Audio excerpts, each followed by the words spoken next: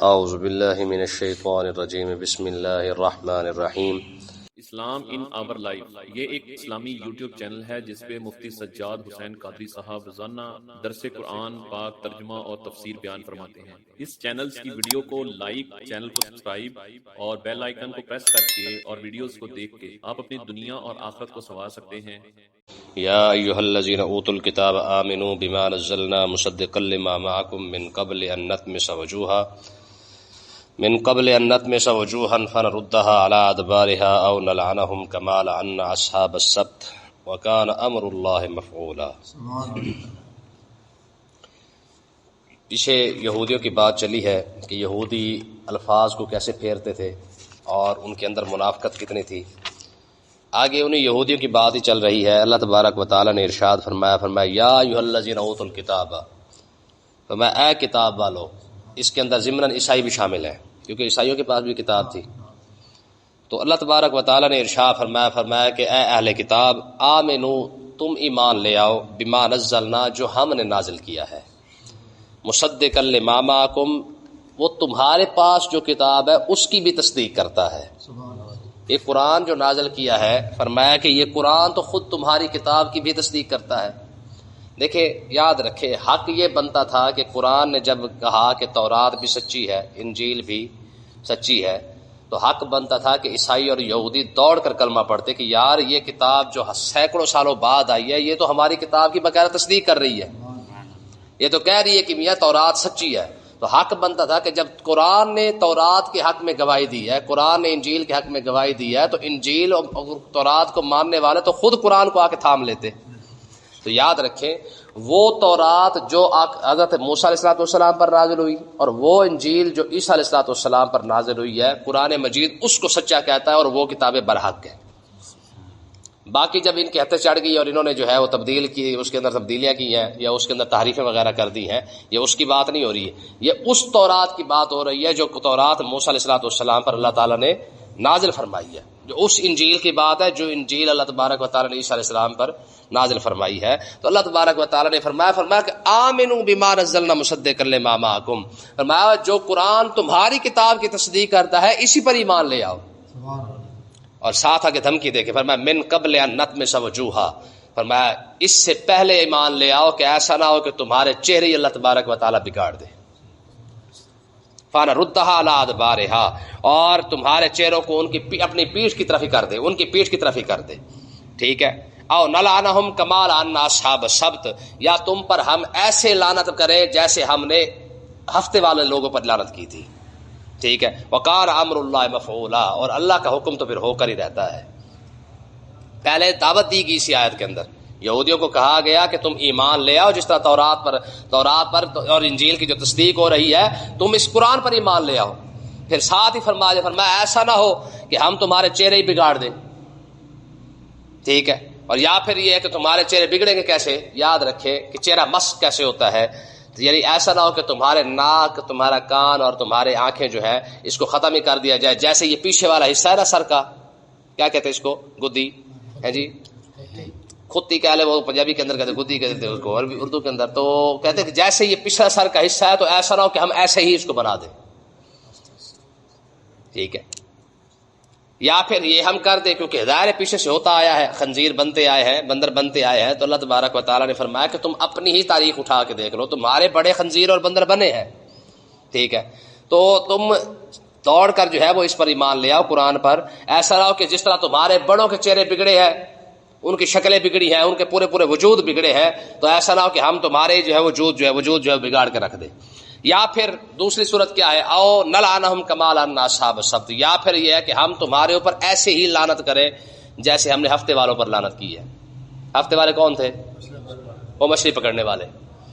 70 سال انہوں نے نافرمانی کی ہے، جب ان کو روکا گیا کہ تم نے جو ہے وہ اپنا یہ مچھلی کو نہیں پکڑنا ہفتے والے دن، وَلَقَدْ عَلِمْتُمُ الَّذِينَ اعْتَدَوْا مِنْكُمْ فِي السَّبْتِ فَقُلْنَا لَهُمْ كُونُوا قِرَدَةً خَاسِئِينَ، یہ تو پہلا سپارہ ہے، ٹھیک ہے نا جی۔ جب ہم نے کہا تھا کہ تم نے مچھلی نہیں پکڑنی ہے، ٹھیک ہے جی، تو پھر جب انہوں نے مچھلیاں پکڑنی شروع کی، 70 سال مچھلیاں پکڑتے رہے۔ آج ہماری کہتے ہیں کہ ہم نے گناہ کیا، ہمیں ہوا تو کچھ نہیں ہے، ہم تو لگے پھرتے ہیں، ہمیں تو کچھ بھی نہیں ہوا، ہمیں مولوی ڈراتے رہتے ہیں۔ 70 سال نبی ان کو روکتے رہے اور یہ 70 سال تک جو ہے مچھلیاں پکڑتے رہے. کیسے پکڑتے تھے؟ وہ ٹوئے شوئے نکال کے بتایا تھا نا پہلے آپ کو میں نے, ٹھیک ہے.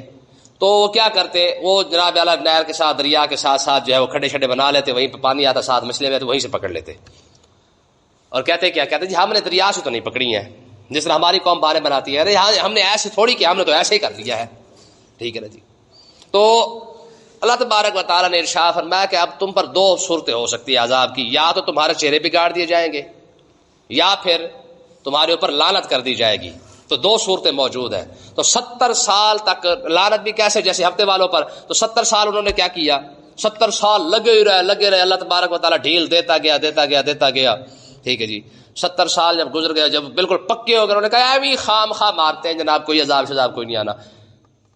ہماری قوم بھی ایسی کہتی ہے نا, میاں مولوی ڈراندے نے, کوئی ایسا ویسا مسئلہ کوئی نہیں, اگر ہوندا تو ہو نہ جاندہ.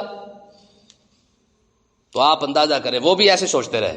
انہوں نے کہا یار اگر عذاب آنا ہوتا تو آ نہ جاتا, 40 سال 50 سال 60 سال 70 سال گزر گیا ہے, عذاب شذاب کوئی نہیں آنا.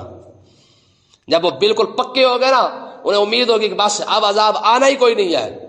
70 سال کے بعد حضرت سیدنا داؤد علیہ الصلوۃ والسلام, آپ نے جب ان پر لعنت بھیجی تو اللہ تبارک و تعالیٰ نے ان کے چہرے ہی بس کر رکھ دی.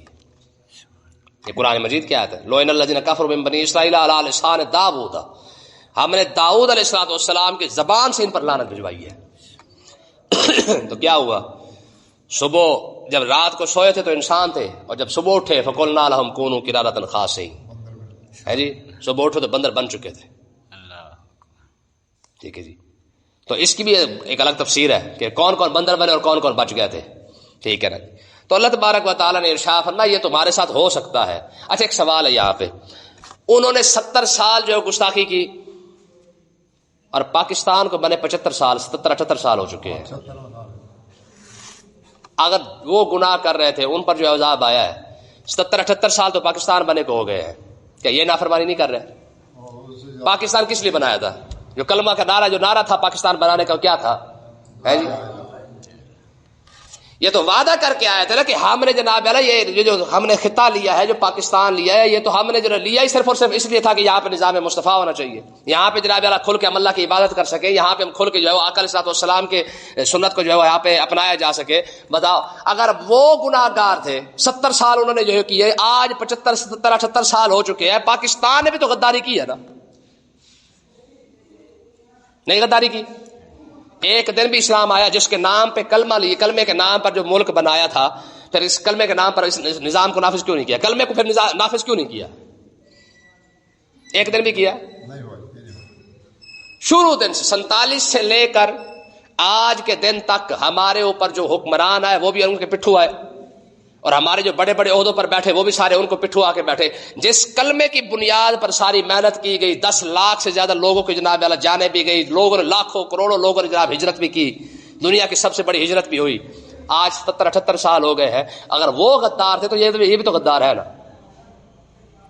اگر ان پر عذاب آیا تھا تو ہمارے اوپر نہیں آئے گا. دیکھیں مائی کے مہینے میں کبھی بارش آئی ہے؟ دیکھیں سنیں, اتنے بڑے بڑے اولے اگر آپ دیکھیں نا, ہماری فصلیں برباد ہوتی جا رہی ہے, ہمارا سارا کچھ تباہ ہوتا جا رہا ہے, پھر بھی ہم پوچھتے پھر رہے پتہ جانے کیسے ہو رہا ہے یہ, ٹھیک ہے. پھر سب سے بڑی بات, ہماری قوم کو اکثر یہ بات سنائی جاتی ہے کہ جناب کہ ہمارے اوپر جو ہے وہ عذاب نہیں آ سکتا کیونکہ ہم تو کلمہ پڑھنے والے لوگ ہیں. چلیں یہ بات ٹھیک ہے, لیکن ذرا اگر غور کر کے دیکھیں تو آقا علیہ الصلوۃ والسلام نے فرمایا تھا, حضور نے فرمایا میری امت کے اندر 12 جماعتیں ایسے نکلے گی جن کی شکل بندر اور خنزیر جیسی بن چکی ہوں گی. یہ بخاری پاک کے اندر حدیث ہے. پھر سب سے بڑی بات آپ دیکھیں, سیدنا صدیق اکبر اور فاروق اعظم کے گستاخ جتنے مرے ہیں, ذرا آپ ان کے چہرے جا کے دیکھیں کہ جب قبروں کو کھولا گیا, کئی بار یہ تجربے کیے گئے, کئی بار تجربے ہوئے کہ جب ان کی قبروں کو کھولا گیا تو کسی کی شکل کتے جیسی بن چکی تھی یا خنزیر جیسی بن چکی تھی. ہمارے جو صاحب کشف لوگ ہوتے ہیں ان میں سے اکثر آپ دیکھیں گے کچھ لوگ جو مجذوب ٹائپ لوگ ہوتے ہیں نا, اکثر آپ دیکھیں گے کہ انہوں نے کپڑے نہیں پہنے ہوتے, یہ لیکن بہت کم ملتے ہیں. اس کی وجہ کیا ہوتی ہے؟ اس کی وجہ یہ ہوتی ہے, وہ کہتے ہیں جو پردہ ہوتا ہے نا وہ انسانوں سے ہوتا ہے, یا پھر انسان ہے کون, وہ کہتے ہیں ان کے اعمال کی وجہ سے جو ہے وہ کوئی کتا بن چکا ہے, کوئی خنزیر بن چکا ہے, ٹھیک ہے نا جی. ہمارے ایک بزرگ کے بارے میں آتا ہے کہ وہ جب باہر پھرتے تھے نا تو ایسے پھرا کرتے تھے، لیکن جب مسجد میں آتے تھے تو اپنا جو ہے وہ چہرہ جو ہے ویسے کپڑے کے ساتھ چھپا لیا کرتے، مول مار لیا کرتے تھے۔ تو کسی نے بندے نے پوچھا، انہوں نے کہ جناب باہر ویسے پھرتے رہتے، جب مسجد کے اندر آتے ہیں تو آپ جو ہے اپنا چہرہ کپڑے کے ساتھ ڈھانپ کیوں لیتے ہیں؟ انہوں نے کہا یار چھوڑ اس بات کو، تو رہنے دے۔ انہوں نے کہا یہ پھر بھی بتایا تو صحیح، لیکن وہ پیچھے لگا رہا بندہ۔ ایک دن آپ نے فرمایا اس طرح کریے میری پگڑی پہن۔ جب پگڑی پہنی فرمایا آپ جا ذرا۔ جب وہ آیا جیسے پگڑی سر پہ اوپر رکھی تو دیکھا جناب والا پردے ہٹ گیا نا، اب دیکھا کسی کی شکل جو ہے وہ خنزیر جیسی بنی ہوئی ہے، کسی کی کتے جیسی بنی ہوئی ہے، کسی کی کچھ بنی ہوئی، انسان لگے پھرتے ہیں۔ فوراً گھبرا کے اس نے پگڑی اتاری۔ فرمایا کیا ہوا ہے؟ کہا حضور یہ باجرا کیا ہے؟ آپ نے فرمایا جیسے عمل کرتے ہیں نا اللہ تبارک و تعالیٰ نے ان کی روحانیت کے اندر ان کی جو شکلیں بننی تھی ویسے بنا دی، بس صرف منہ جو اوپر سب انسان جیسا بننا بچا ہوا ہے، باقی جس طرح ان کی شکلیں بگڑنی تھی وہ بگڑ چکی ہیں ان کے گناہوں کی وجہ سے۔ تو یہ سارا کچھ موجود ہے۔ آقا علیہ الصلوۃ والسلام نے خود فرما دیا، فرمایا کہ میری امت قیامت کے دن جب اٹھ کے آئے گی تو ان میں سے 12 جماعتیں ایسی ہوں گی جن کے چہرے بگڑ چکے ہوں گے۔ تو یہ صرف اور صرف ایک بات ہمارے اوپر خوش فہمی ہمیں مبتلا کر گئی ہے، جناب ہمیں تو کچھ نہیں ہو رہا کیونکہ ہم نے کلمہ پڑھا ہوا ہے، اور 70 سال انہوں نے بھی گناہ کیا، 70-75 سال ان کو بھی ہو گئے ہیں۔ جس کلمے کی بنیاد پر پورا ملک لیا تھا اسی کلمے کے ساتھ تو غداری کی ہے، اسی کلمے کے ساتھ تو دھوکہ کیا ہے۔ یہ تو لے کے خطہ لینے کا مقصد یہی تھا کہ یار ہم یہاں پہ نظام مصطفیٰ نافذ کریں گے، پھر کیوں نہ ہو سکا۔ اور ہماری عوام چینی مہنگی ہو جائے باہر نکل آتی ہے، پتی مہنگی ہو جائے باہر نکل آتی ہے، گھی مہنگا ہو جائے باہر نکل آتی ہے۔ آج تک چلے بڑے بڑے تو چور ہے نا، ہماری عوام آج تک صرف نظام مصطفیٰ کے لیے باہر نہیں نکلی ہے، اس مطالبے کے لیے باہر نکلی ہے کہ یار تم نے جس مقصد کے لیے ملک لیا تھا اس کو نافذ کرو، نکلیے باہر۔ ایک مرتبہ بھی یار کوئی ایک جلوس، کوئی ایک جلسہ، کوئی ایک بات کہ جس مقصد کے لیے تم نے ملک بنایا تھا اسی مقصد کو نافذ کرو، یہاں پہ نہیں نکلے باہر۔ ہاں چینی پتی کے لیے باہر نکلتے۔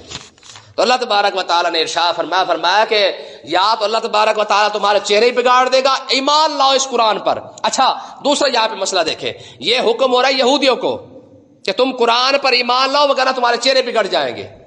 یہ حکم مسلمانوں کو نہیں ہے جن کی کتاب ہے، جن کو کتاب دی گئی ان کو حکم تو بلکہ باقاعدہ زیادہ حکم دیا جا رہا ہے۔ ٹھیک ہے جی، تمہاری کتاب کے اندر یہودیوں کو کہا جا رہا ہے کہ یہودیوں قرآن پر ایمان لاؤ وغیرہ تمہارے چہرے بگاڑ دوں گا، اور جنہوں نے خود کلمہ پڑھا ہوا یہ قرآن کو کون سا مان رہے ہیں؟ ہمارے اوپر تو زیادہ حق بنتا تھا، ہم قرآن کو مانتے، لیکن ہم نے ایک بات پاکستان کے اندر کون سی قرآن کی مانی گئی ہے؟ جو کچھ قرآن نے کہا کہ یہ نہیں کرنا ہم نے وہی کچھ کیا ہے۔ تو ہمارا کیا بنے گا؟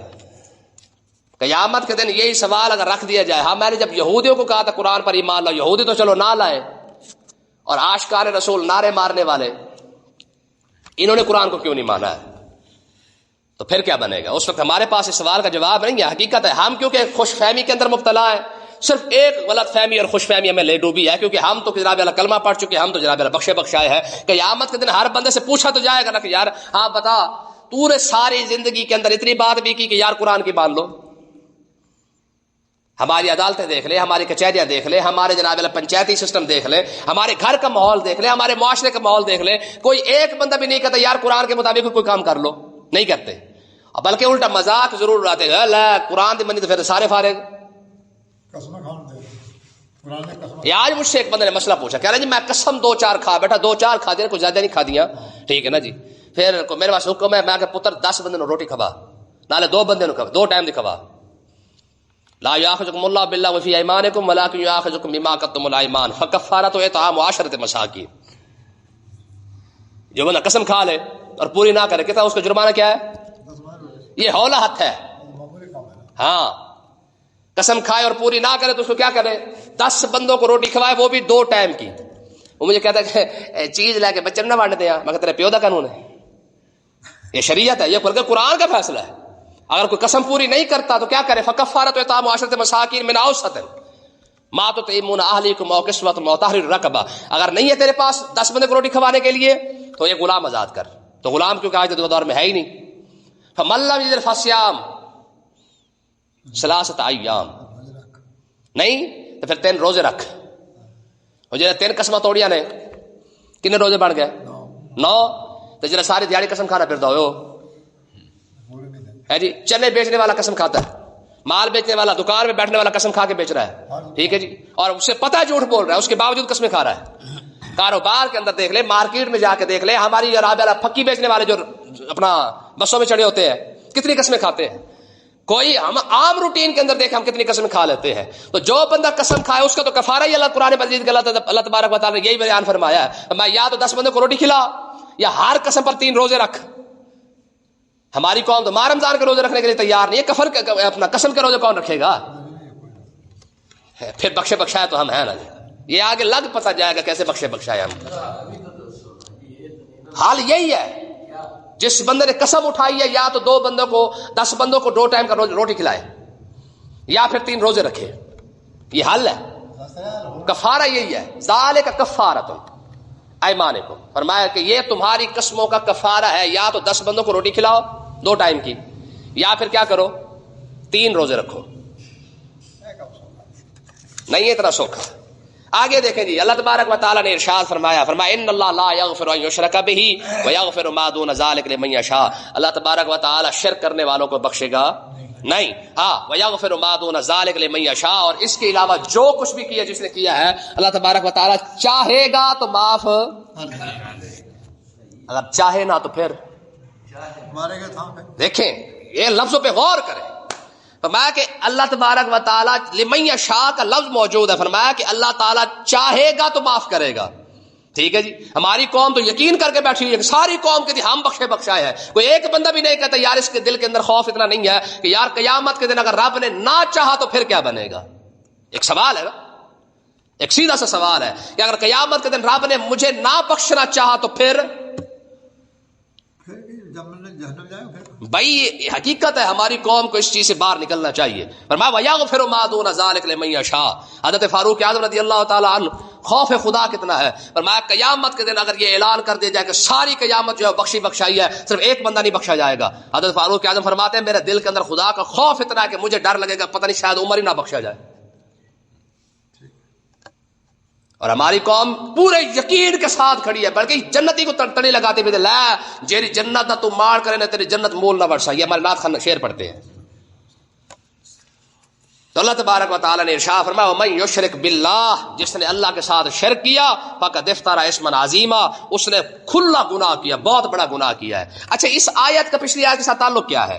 دیکھیں بات یہودیوں کی ہو رہی ہے, اگلی آیت کو شرک کے ساتھ ملایا جا رہا ہے. اس کی وجہ کیا ہے؟ وجہ یہ ہے کہ یہودیوں نے کفار مکہ کے ساتھ تعاون کیا تھا,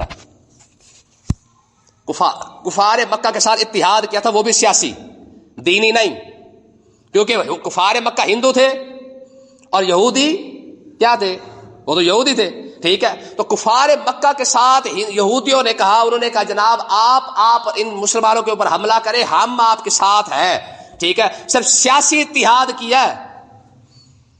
تو اللہ تبارک و تعالیٰ نے فرمایا جس نے شرک کیا اس کو نہیں بخشوں گا. اب یہودی تو پہلے شرک کر کے کھڑا ہوا ہے اور ہندو تو ویسے مشرک ہے. تو اللہ تبارک و تعالیٰ نے سیاسی اتحاد کرنے کی وجہ سے یہودیوں کو کہا, فرمایا تم نے جو ہے ہندو کے ساتھ اتحاد کر لیا ہے. فرمایا وَيَغْفِرُ مَا دُونَ ذَلِكَ لِمَن يَشَاءُ, فرمایا جس شخص نے بھی جو ہے وہ شرک کیا ہے رب اس کو تو معاف نہیں کرے گا. پر یاد تم بھی مشرک ہو کیونکہ تم نے اس عزیر علیہ السلام کو اپنا خدا بنا رکھا ہے اور تمہارا اتحاد ہو گیا ان مشرکوں کے ساتھ. فرمایا وَيَغْفِرُ مَا دُونَ ذَلِكَ لِمَن يَشَاءُ, فرمایا کہ رب گناہ اس کے معاف فرمائے گا جو شرک سے بچ جائے گا, اور جو شرک سے نہیں بچا اس کے لیے بخشش کے چانس نہیں ہے. فرمایا لِمَن يَشَاءُ, رب جسے چاہے گا بخشے گا. قیامت کے دن اس پر کرم فرمائے گا جس پر مہربانی اس کی منشا ہوگی, اس کی رضا ہوگی. اگر کسی پر نہ کرے تو کوئی اس سے پوچھنے والا نہیں ہے. فرمایا جس نے شرک کیا فقد افترى اسما عظیما, اس نے تو بہت بڑا گناہ کیا ہے. اللہ تعالیٰ میں سمجھنے کی توفیق عطا فرمائے.